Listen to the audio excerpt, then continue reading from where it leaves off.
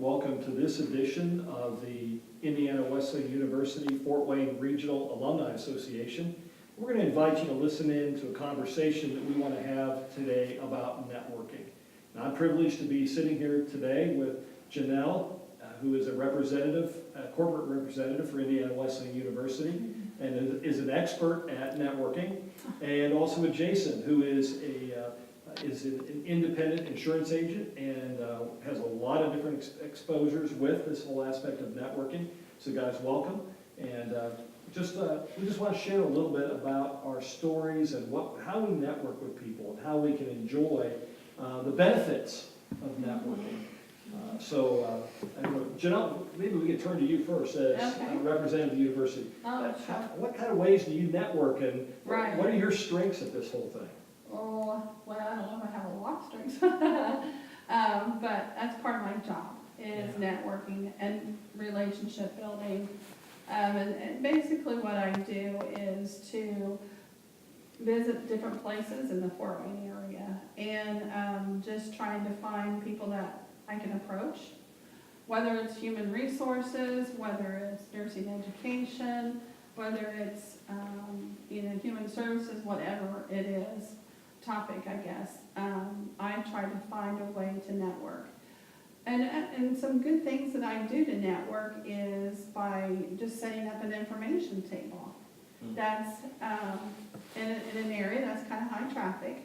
Most generally, it's right in front of a cafe, because you get, the employees there, and then some people come off the street and meet at some places, So I'll set up an information table there and just put out Indiana Wesleyan's brochures, just my business cards. That's an important part, my business cards, of course. And just sometimes I give free goodies away, and that's always a big thing. People like our goodies. Everybody likes goodies. So I'll put that out on the table and try to make it look nice and neat. And then that's when people start approaching you. And when they see Indiana Wesleyan, I usually get, oh, I went to school there back in such and such a year. My daughter went there. I know people that go there or live close to the university, or and they know Fort Wayne because it's right off of I-69, right across from Lutheran, things like that. So that's how I start networking, and they take my business card. Of course, I'm a corporate representative, so I try to get their contact information so I can, work with them later. So that's basically what I do, and then I just keep building from that and adding more feeders, I guess you would say, into it. So that's basically how I network. As an independent insurance agent, I find that networking is critical. It's just absolutely crucial, because if you don't have people to do business with, you don't have any business, right?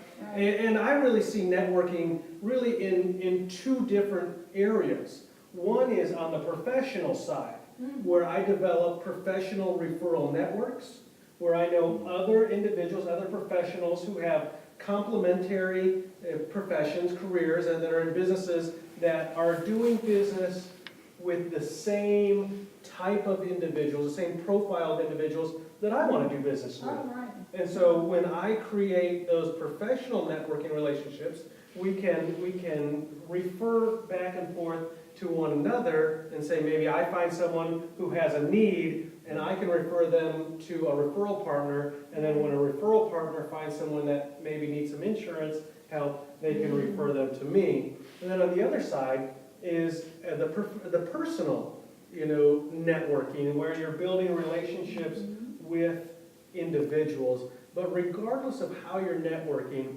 I think the most important thing is number one, take a genuine interest in the other person, and what their needs are. Too many times people approach networking from what can I get or what can I take from this relationship. And if you approach it from what do I have to offer, and being a resource to, whether it's a professional network partner or it's an individual, and if you can bring value to them, then they're going to be more inclined to connect with you, to network with you, That's so true. and see what you can develop. Jason, you mentioned that whole idea of the personal touch and that personal interest in an individual. Whether they buy from you or whether or not, do they know that you care? I was at a conference a few years ago for pastors and church leaders, and one of the speakers got up and talked about trying to build a network, trying to build a relationship with a person who was far from God.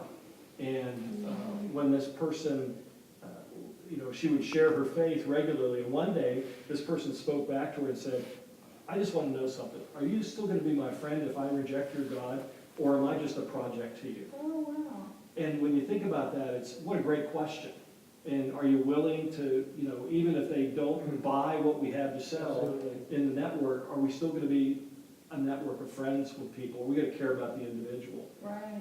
And as a pastor, for me, that's a huge thing, is I invest in people's lives.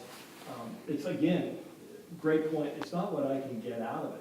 A lot of times people approach me and say, well, I got to get all these people in my building, and because I have to be successful.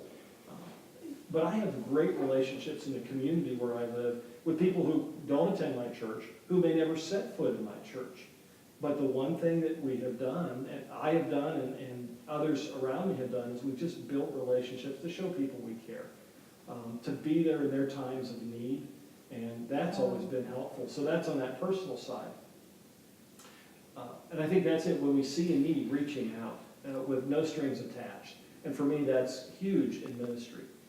And then recently, I've had the wonderful privilege of working with the Billy Graham Evangelistic Association, and we've worked to build this network in the greater Fort Wayne area of pastors and church leaders for this celebration that's coming up very soon in our community with Will Graham, the grandson of Billy Graham, and have this 3-day weekend where where the gospel is going to be shared with people. Well, that's a great thing.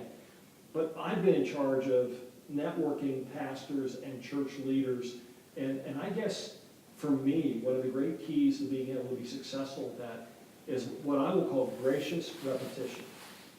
And it's the idea that I'm going to keep in contact with individuals, but I'm going to do it graciously. Every time I call, is there anything I can do to help you? Is there anything that I can do that can engage and help your ministry? Now for me, this works as a pastor, and I'm calling pastors and church leaders. One of the best things I can do is just offer to pray for them. And that builds a network, because now I have another connecting point with those individuals. So that's something that I've found has been very helpful for me in networking, is just, I got to keep after them, but I have to do it graciously. I have to have that attitude of, I don't want anything from you. What can I give to you? And that seems to just be a big win for a lot of people. I think the Bible even talks about, us reaping what we sow, and I think when you, as you said, Dave, as you approach it from what can I give, what can I invest in this relationship, it's going to come back to you, it's going to be, brought back around. When people see that you're the kind of person, that is interested in them, that wants to be a giver. I mean, all of us want to be around people who are generous. Nobody wants to be associated or connected with someone who's always taking, always, That's true. soaking up everything they can. But people want to be associated with generous individuals. And so.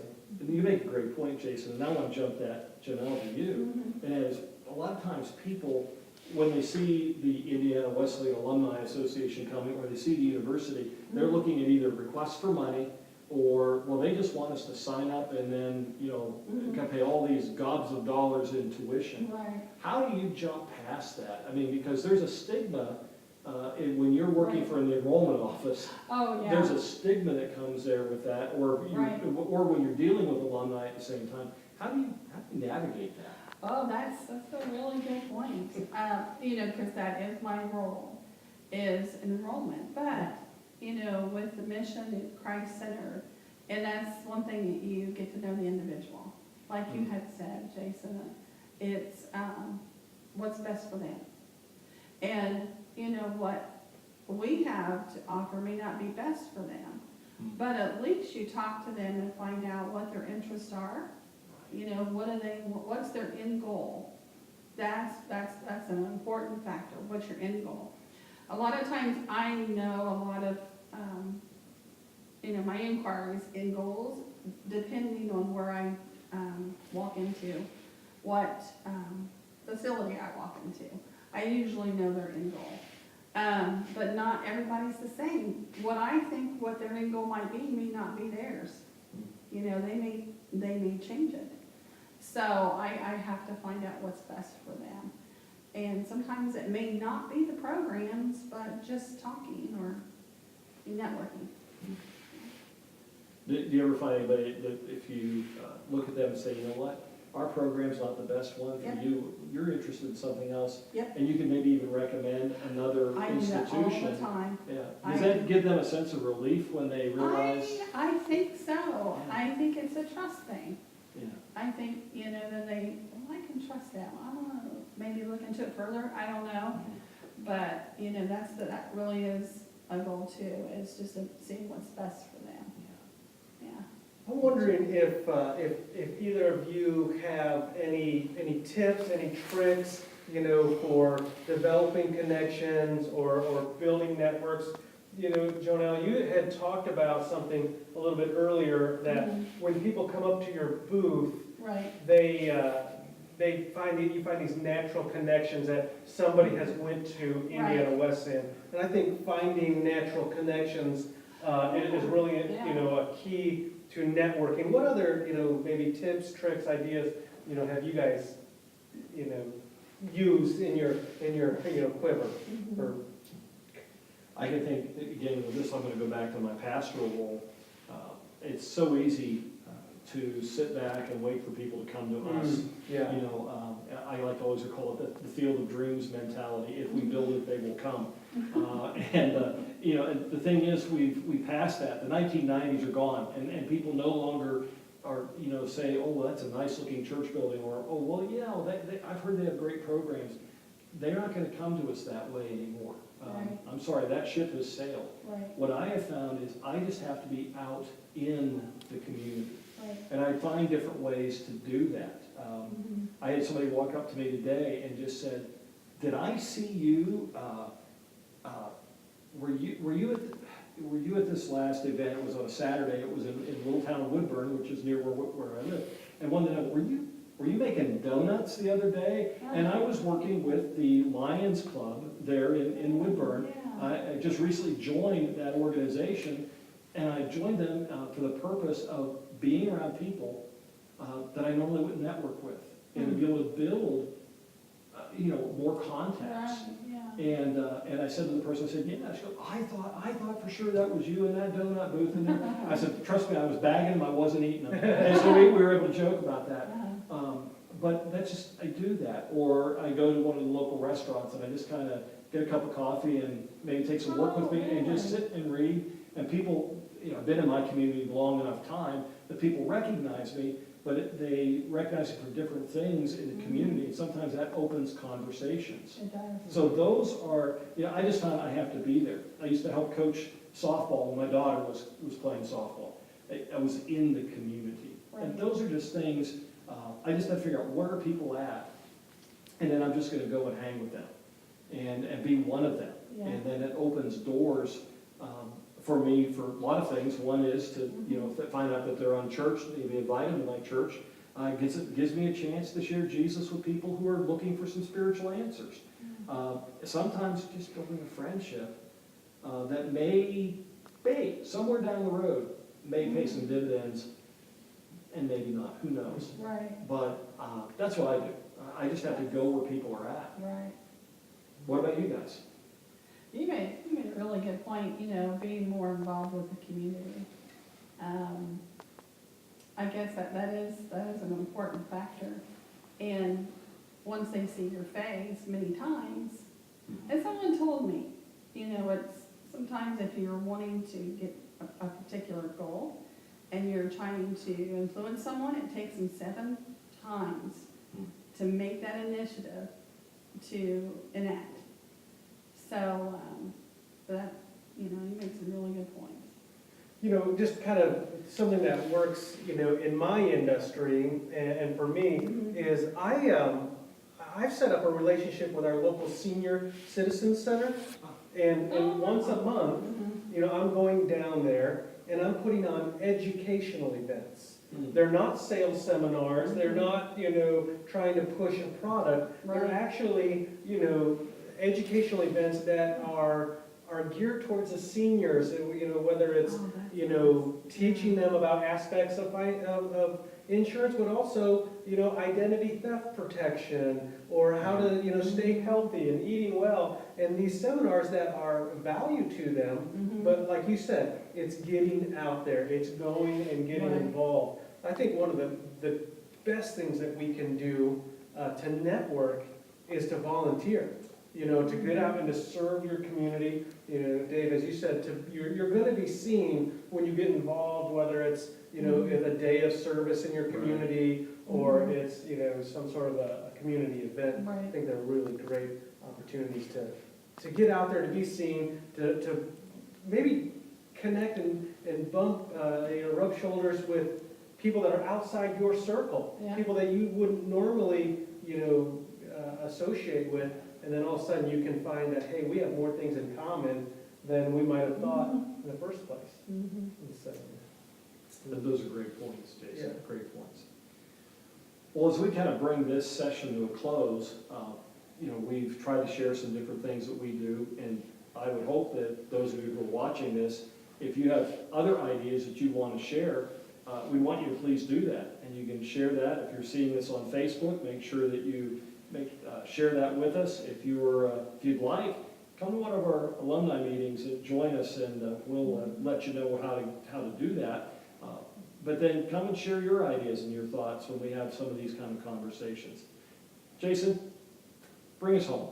well, you know, Dave, there's been a lot of opportunity, a lot of ideas shared, whether, you know, it's from getting out into the community, whether it's making yourself visible, whether we are just, you know, putting other people's interests first. I think the most important thing that we can do is just take the first step. You know, whether it's walking across the room or it's getting out involved, we just need to take the first step. Dave, you had some great points about, you know, a great place for you to get connected is within the IWU Alumni Association. And we have this regional association made up of alumni right here in Fort Wayne, and there's these regional associations all over the region, you know, in our area. And so I encourage everyone to get involved in one of those.